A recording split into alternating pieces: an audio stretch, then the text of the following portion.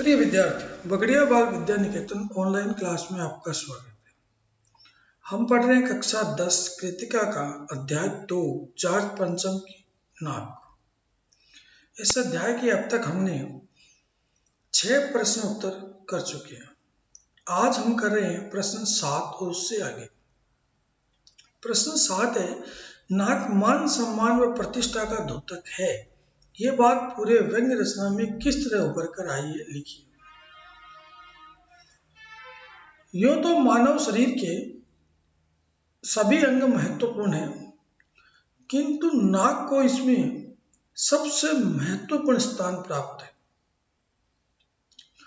नाक प्रतिष्ठा और आत्मसम्मान का प्रतीक मानी जा रही है।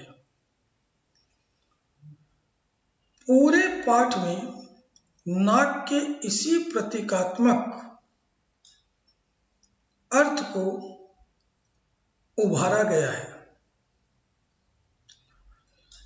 इंग्लैंड के शासकों की मूर्तियों का स्वतंत्र भारत में बने रहना देशवासियों के बलिदानों का और स्वाभिमान का अपमान था।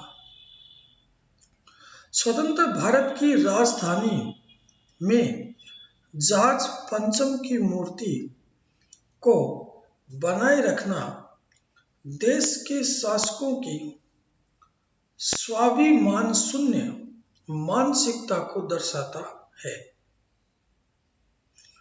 स्वतंत्र भारत के इन शासकों को न तो जनता की भावनाओं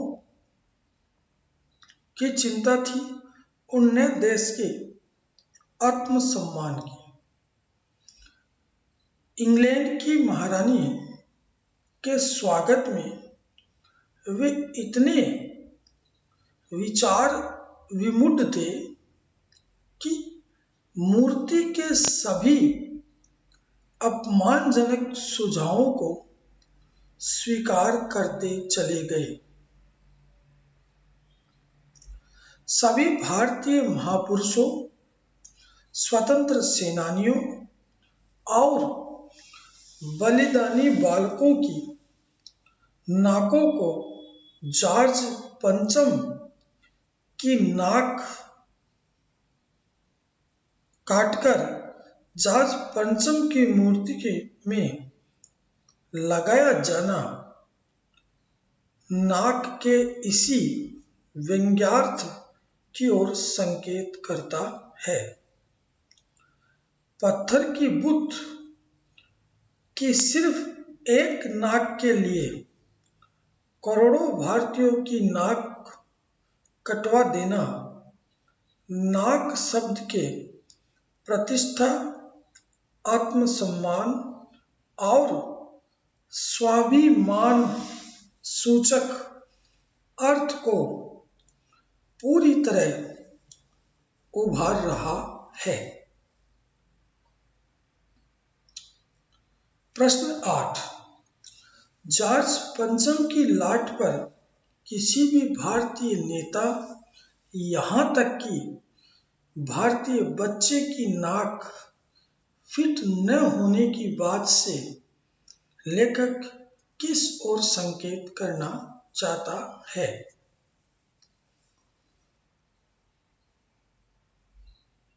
नाक का अर्थ है सम्मान और प्रतिष्ठा।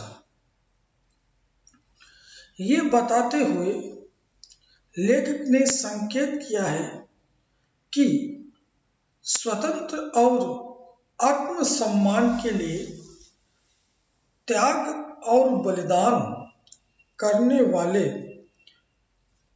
भारतीय नेताओं और बच्चों का सम्मान और प्रतिष्ठा जॉर्ज पंचम जैसे गुलामी और दमन के प्रतीक से कहीं ज्यादा है। उनकी नाकें जॉर्ज की नाक से बड़ी है, अर्थात वे उनसे अधिक सम्मानीय है। इस तरह से आज हमने दो प्रश्नों के उत्तर किए, प्रश्न 7 और 8।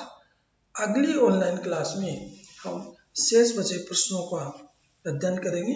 तब तक के लिए धन्यवाद।